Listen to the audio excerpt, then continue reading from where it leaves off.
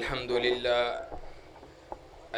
لله نحمده ونستعينه ونستغفره ونعوذ بالله من شرور أنفسنا ومن سيئات أعمالنا من يهده الله فلا مضل له ومن يضلله فلا هادي له وأشهد أن لا إله إلا الله وحده لا شريك له وأشهد أن محمدا عبده ورسوله صلوات ربي وسلام عليه أما بعد فإن خير الحديث كتاب الله وخير الهدي هدي محمد صلى الله عليه وسلم وشر الأمور محدثاتها وكل محدثة بدعة وكل بدعة ضلالة وكل ضلالة في النار.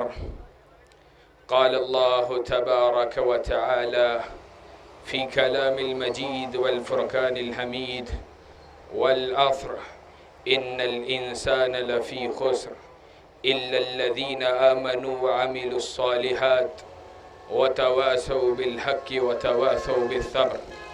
وقال الله تبارك وتعالى إن الذين قالوا ربنا الله ثم استقاموا تتنزل عليهم الملائكة ألا تخافوا ولا تحزنوا وأبشروا بالجنة التي كنتم توعدون.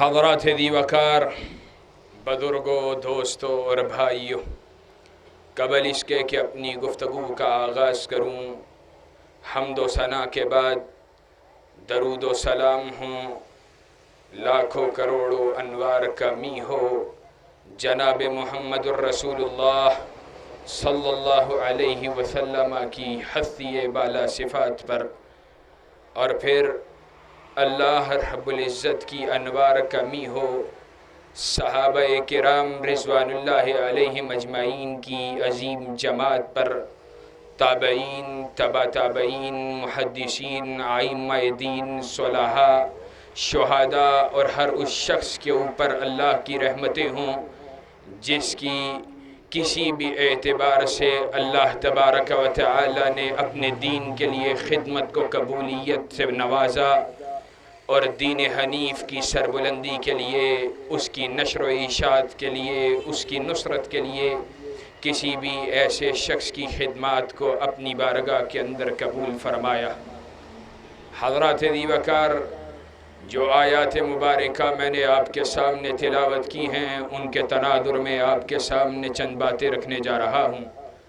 سب سے پہلے آپ سے معذرت خواہ ہیں، انتظامیہ بھی، ہم بھی، کہ انتظامات کی طرف سے جو بھی کمی پیش آئی ہے، سچی بات یہ ہے ہر شخص کوشش کرتا ہے کہ وہ اپنی استطاعت کی حد تک اپنی بساط سے بڑھ کر عوام کے لیے، لوگوں کے لیے جب بھی وہ کسی پروگرام کا انعقاد کرتا ہے وہ کوشش کرے، لیکن قدر اللہ ما شاء، کہ جب اللہ تبارک و تعالی کی تقدیر غالب آ جاتی ہے تو اللہ کے فضل و کرم سے ہم تو ویسے ہی اہل الحدیث کے بیٹے ہیں، ہم اللہ تبارک و تعالی کے اوامر، ان کے فیصلوں کے آگے سر تسلیم کو ہم کرنے والے ہیں.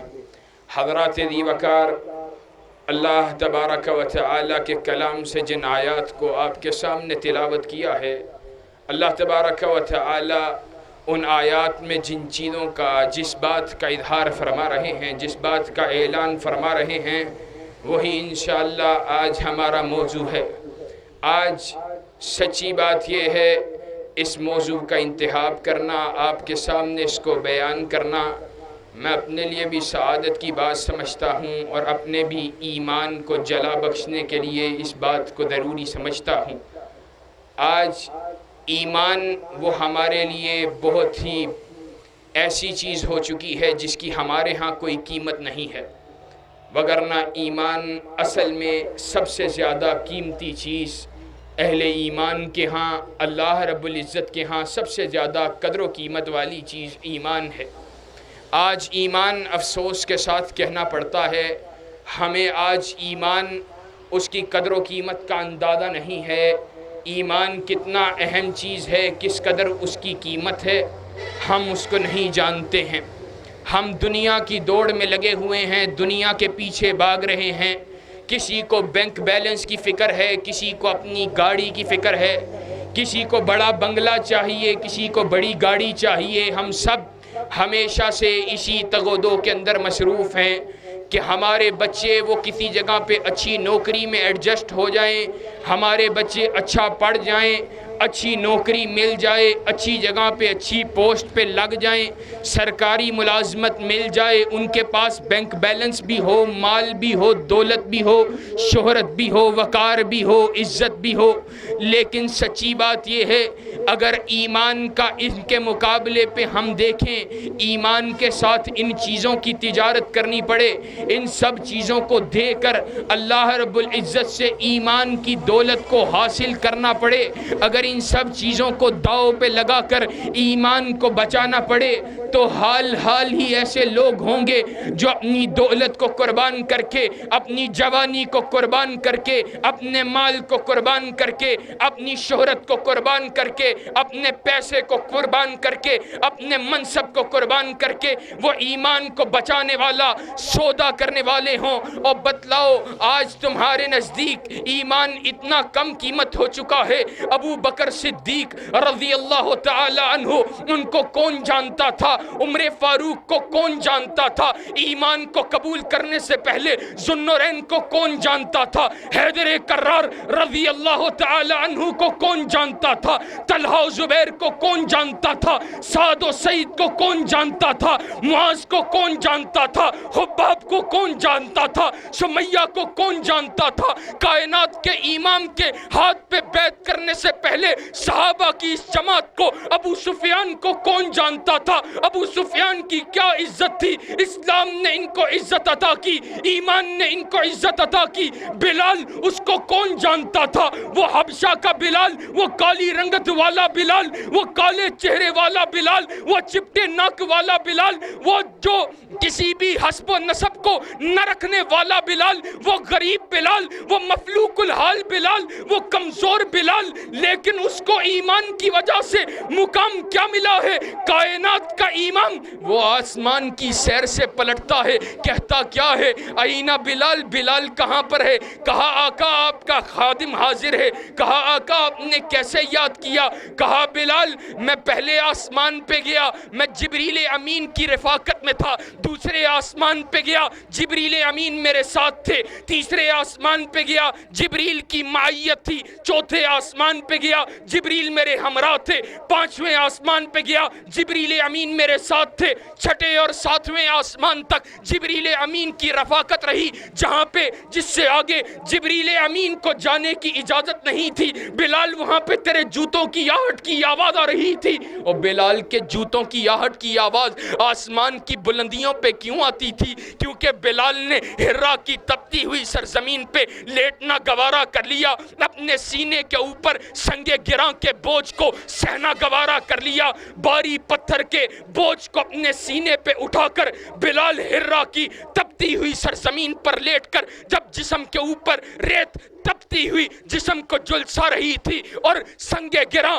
آپ کے اوپر بوجھ کو اپنے ڈال کر آپ کے سانس کو دبا رہا تھا، تب بھی بلال احد احد کے نعرے لگا رہا تھا، کائنات کے رب کی توحید کے نکارے کو بلند کر رہا تھا، پیغمبر اسلام جناب محمد الرسول اللہ صلی اللہ علیہ وسلم آپ کی نبوت کے ڈنکے بجا رہا تھا، ایمان کو بچا رہا تھا۔ اس نے لوگوں کے جبر کو نہیں دیکھا، اس نے اپنے آقاؤں کے جبر کو نہیں دیکھا، اس نے استبداد کو نہیں دیکھا، اس نے لوگوں کے ظلم کو نہیں دیکھا، لوگوں کی طرف سے مسلط کی جانے والی، اللہ کے حکم سے مسلط کی جانے والی آزمائش کو برداشت کرنا گوارا کر لیا، اپنے سینے پہ سنگ گراں کے بوجھ کو برداشت کر لیا، لیکن ایمان سے پھرنا گوارا نہیں کیا۔ پھر کائنات کے رب نے مقام اتنا بلند عطا کیا کہ کائنات کا امام ساتویں آسمان پہ موجود ہے اور بلال کے قدموں کی آہٹ کی آواز وہاں پر بھی آ رہی ہے۔ یہ مقام اگر ملا اور صحابہ کی جماعت کو، ائمہ دین کو، احمد ابن حنبل کون تھا؟ آج جا کے کتب تاریخ کو اٹھا کے دیکھو، احمد ابن حنبل آج ہم دیکھتے ہیں بھائی خوبصورت وجود والا آدمی ہے، بڑا باڈی بلڈر ہے، بڑی خوبصورت جسامت ہے. احمد ابن حنبل ایک کمزور سا آدمی تھا، پتلے دبلے وجود والا احمد. اور احمد ابن حنبل تین بادشاہ احمد ابن حنبل کو مارتے مارتے دنیا سے چلے گئے، لیکن احمد ابن حنبل جبل استقامت بن کر ایمان کو بچانے کی خاطر، عقیدے کی تحفظ کی خاطر مارے کھاتا رہا، جیلوں کو آباد کرتا رہا، لیکن اپنی استقامت سے اس بات کو ہمارے لیے معیار بنا گیا کہ ایمان کو بچانے کی خاطر اگر جان کو دینا بھی پڑ جائے تو مہنگا سودا نہیں ہے. اور پھر جب لوگ اس کے پاس آئے اور احمد ابن حنبل سے کہا، احمد سارے چھوڑ کر چلے گئے، حاکم وقت کے ساتھ مل گئے، بتلا تو کہاں پہ کھڑا ہے؟ اس نے کہا تھا الفرق بیننا و بینہم یوم الجنائز، فرق اس دن واضح ہوگا جب جنازوں کو کندھا دینے کا وقت آئے گا. پھر احمد ابن حنبل جب لوگوں کے جنازے اٹھائے گئے، آج ان جنازوں کا تاریخ کے اندر کوئی بیان ہی نہیں ملتا.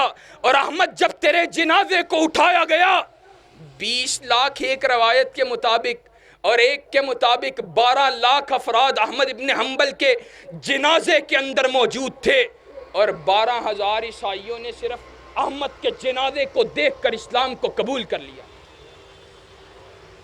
یہ لوگوں کو مقام حاصل ہوا، ایمان کی وجہ سے حاصل ہوا. اور آج امام صاحب نے کیا خوبصورت الفاظ کہے، کہا المؤمن لہو جنتان، کہا مومن کے لیے 2 جنتیں ہیں، اور کہا ان دونوں جنتوں کے اندر داخلہ کیسے ہے؟ جب تک پہلی جنت میں داخل نہیں ہوگا دوسری جنت کے اندر داخل نہیں ہو سکتا. وفی ذلک یقول ابن تیمیہ رحمہ اللہ ان فی الدنیا جنت،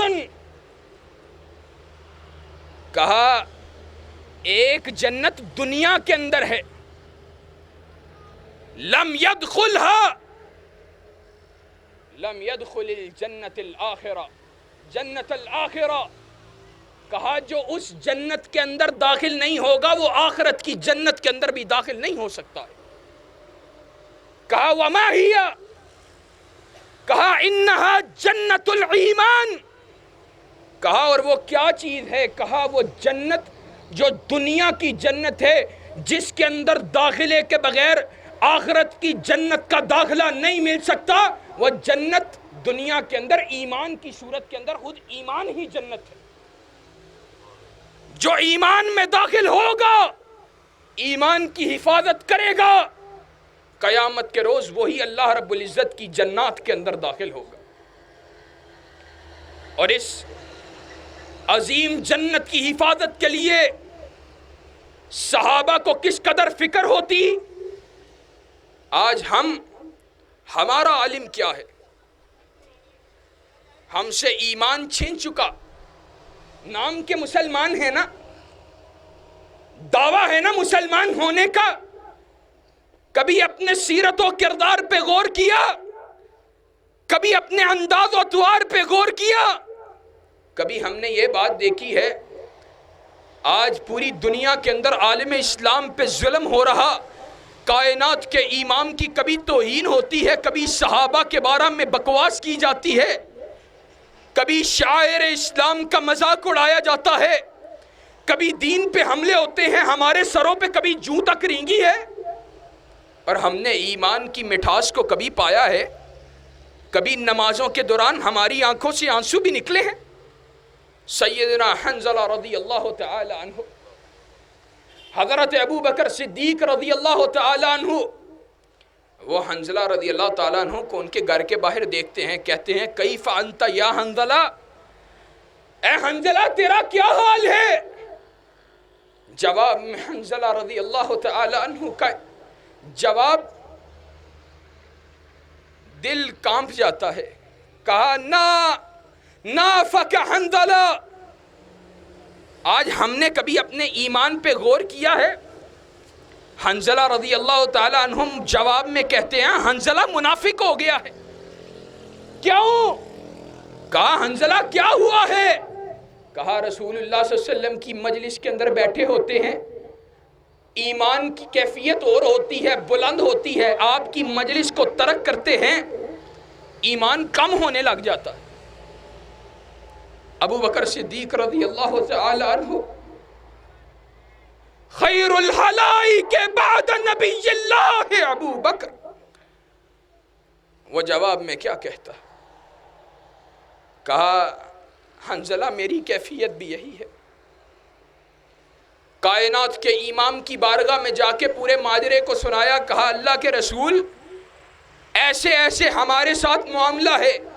اللہ کے رسول نے کہا اللہ کی قسم ہے اگر تمہارا ایمان تمہارے گھروں کے اندر بھی ویسا رہنے لگے جیسا میری مجلس میں ہوتا ہے، فرشتے تمہارے بستروں پہ آ کے تم کو سلام کرنے لگے، بتلانا جو مقصود ہے وہ یہ ہے صحابہ جن کے ایمان کو اللہ نے شرف قبولیت عطا کر دیا، جن کو رضی اللہ عنہم ورضوا عنہ کے سرٹیفکیٹ سے نواز دیا، جن کی جنت کا اللہ نے ان سے وعدہ کر لیا، جن کی عظمتوں کو قرآن مجید کا حصہ بنا دیا، وہ بھی اگر فکر مند ہیں تو اپنے ایمان کے لیے فکر مند ہیں، ان کو بھی فکر ہے تو اپنے ایمان کی فکر ہے، وہ ایک ایک لمحہ اپنے ایمان کے بارے میں سوچنے میں مصروف ہیں، وہ ہر وقت رسول اللہ کی مجلسوں کو اس لیے اختیار کرتے ہیں، وہ دین کی مجلسوں میں اس لیے بیٹھتے ہیں کہ ان کے ایمان کی بڑھوتری ہو جائے۔ اور ہمارا عالم یہ ہے ہم دنیا کی رنگارینیوں کے اندر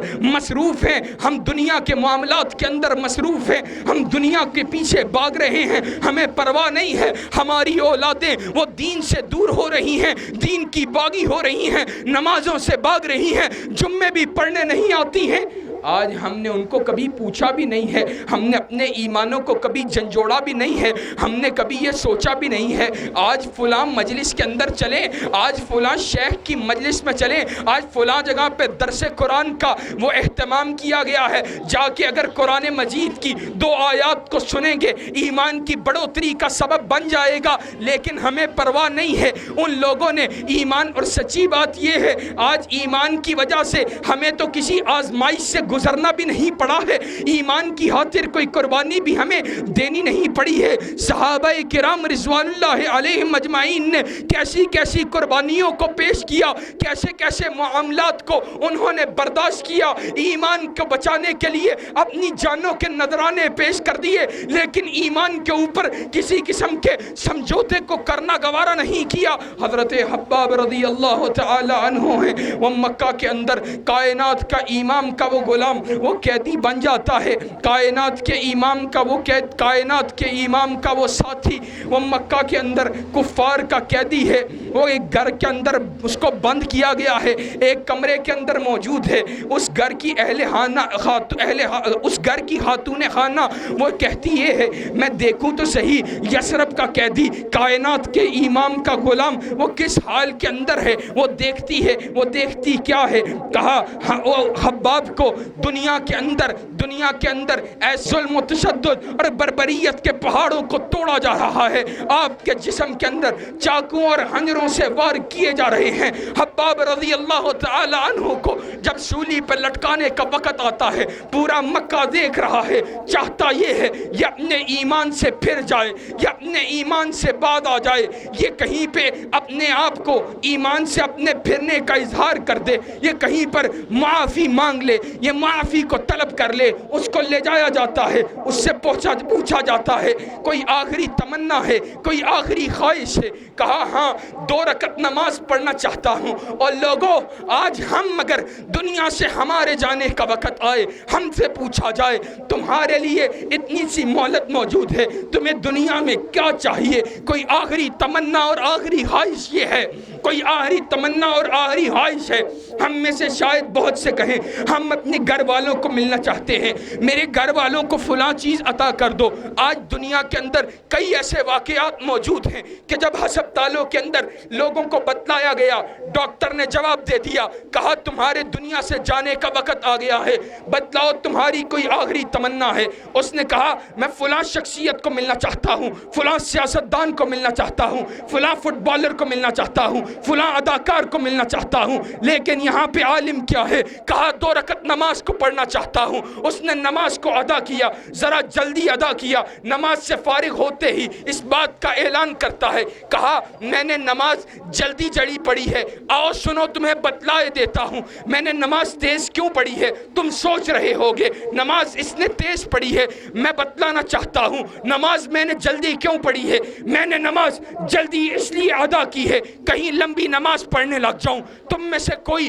یہ خیال کرنے نہ لگ جائے کہ حباب موت کو ٹالنے کے لیے نماز کو لمبا کر رہا ہے، اس نے شہید ہونا گوارا کر لیا، کٹنا گوارا کر لیا، اللہ رب العزت کے ہاں اپنی جان کے نذرانے کو پیش کرنا گوارا کر لیا، لیکن اسلام سے پھرنا گوارا نہیں کیا۔ آج بھی اللہ کے فضل و کرم سے آج بھی یہاں شیخو پورہ کے اندر حباب کے تذکرے ہو رہے ہیں۔ اللہ رب العزت نے انشاءاللہ حباب کے لیے جنات کو تیار کر دیا ہے۔ یہ مقام بلند اگر حاصل ہوا ہے تو ایمان کی وجہ سے حاصل ہوا، ایمان پہ استقامت کی وجہ سے حاصل ہوا۔ اصحاب الاخدود، کیا یہ صرف صحابہ کے ساتھ معاملہ تھا؟ صرف انہوں نے قربانیاں پیش کی؟ اصحاب الاخدود ایک حاکم ہے، بادشاہ ہے، اس کا ایک کاہن و جادوگر اس کا ساتھی ہے۔ ایک دن بادشاہ سے مخاطب ہو کر کہتا ہے، لمبا قصہ ہے، آپ نے پہلے بھی سن رکھا ہے۔ حاکم بادشاہ مخاطب ہو کر کہتا ہے بادشاہ سے کہ مجھے فلاں فلاں اوصاف والا ایک بچہ چاہیے، تم اس کو میرے سامنے پیش کر دو، میں اپنا علم اس کو سکھا دیتا ہوں۔ مجھے خوف ہے کہ میرے دنیا سے چلے جانے کے بعد تمہارے پاس اس علم کا وارث کوئی موجود نہیں رہے گا۔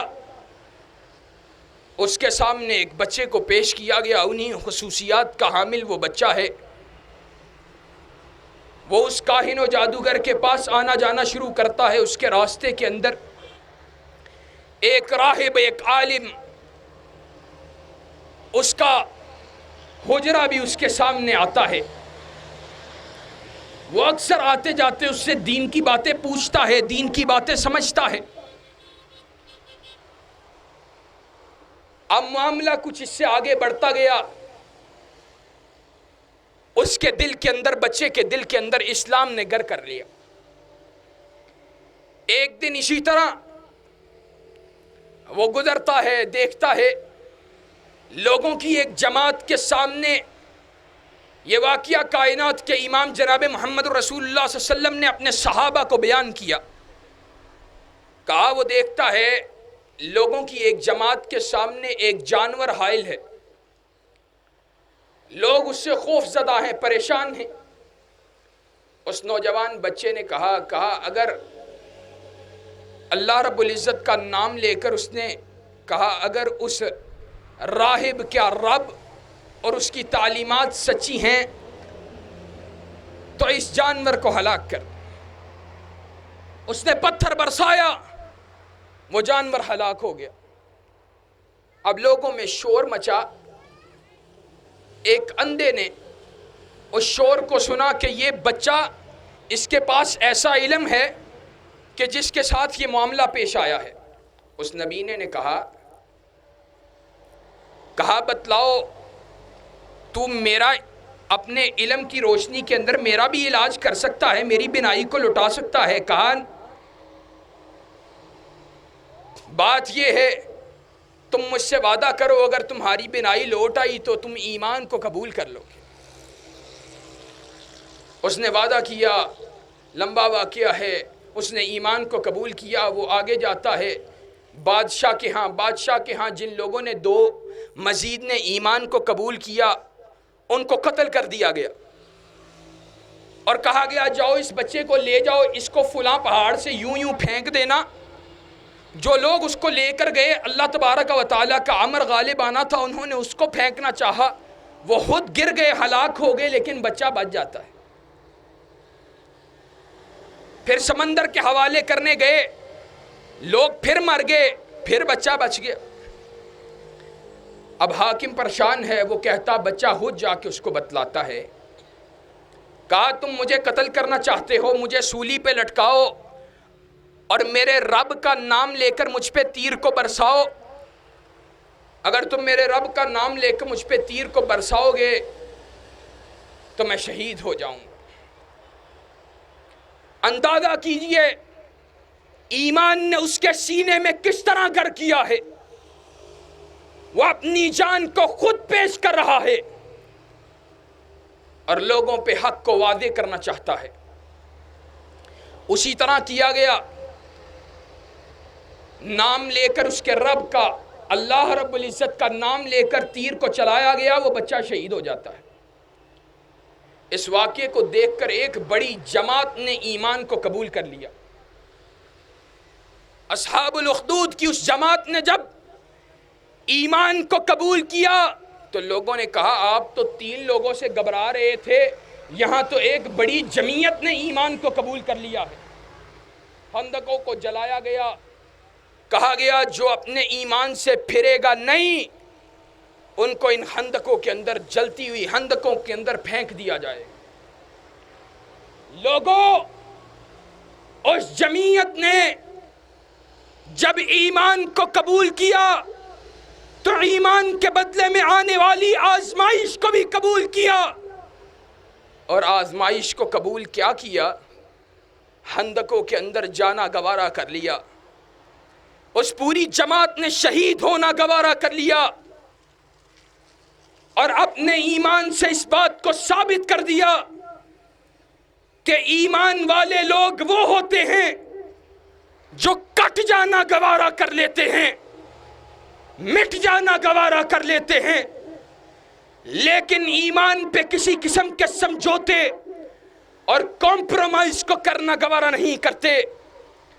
اور پھر اللہ کو ان کی قربانی اتنی پسند آئی کہ اللہ رب العزت نے ان کے ایمان کو، ان کی شہادتوں کو قرآن مجید کا حصہ بنا دیا۔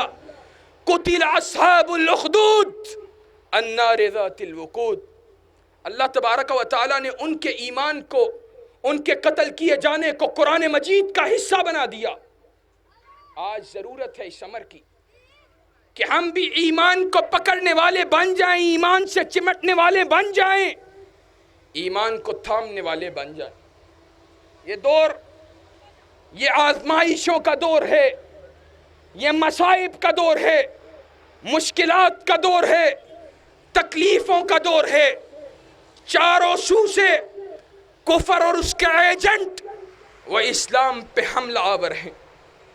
آج اپنے ایمان کو بچانا وہ سب سے زیادہ اہمیت کا حامل ہے۔ میں یہ نہیں کہتا کاروبار کو ترک کر دیا جائے، مال و اسباب کو کمانے کا بندوبست نہ کیا جائے، سب کچھ کیا جائے، لیکن سب سے بڑھ کر اپنے اور اپنی اولادوں کے ایمان کو بچانے اور ان کے ایمان کی نشو و نما کے لیے کوشش اور تگ و دو کی جائے۔ ہماری محنتیں، ان کا سب سے زیادہ بڑا اور بنیادی مرکز یہ ہونا چاہیے کہ ہم اپنی اولادوں کے سینوں کے اندر، ان کے دلوں کے اندر ایمان کو داخل کرنے والے ہیں۔ اسی کے لیے ہماری محنتیں ہوں، اسی کے لیے ہماری کاوشیں ہوں۔ اللہ تبارک و تعالی جو کہا گیا، جو سنا گیا، اس کے مطابق ہمیں زندگی گزارنے کی توفیق عطا فرمائے۔ سبحان ربک رب العزت عما یصفون وسلام علی المرسلین والحمد للہ رب العالمین۔